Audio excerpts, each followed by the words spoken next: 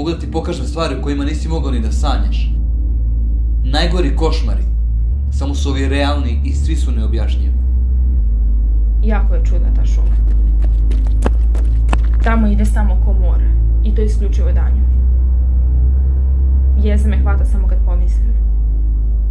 Jednom sam zalutala do te iste šume, iako su mi roditelji govorili da je opasna. Da li si čuo za fijasko Ledeni breg? Ekipa naučnika koja je otišla na ispita neka čudna dešavanja u nekoj šumi gde su na kraju svi nestali. I šta to nije jasno? Kako sam zašla u jedan gusti deo šume, kao da sam ugledala Šuma, ljudi koji nestaju i nešto što nisi mogao nigde da čuješ. Ma ne mogu sporije, stići će me. Ocelo mi je sestričinu, ide za mnom. Ma ne ko, nego ono, visoko je kao drvo, ima ruke do zemlje.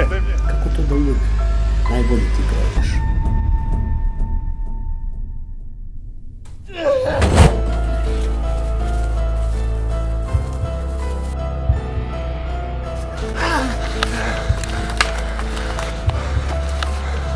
Gde si? Dođe kod šume.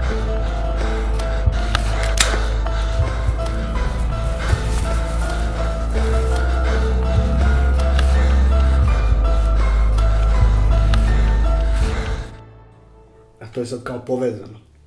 Ti proceni.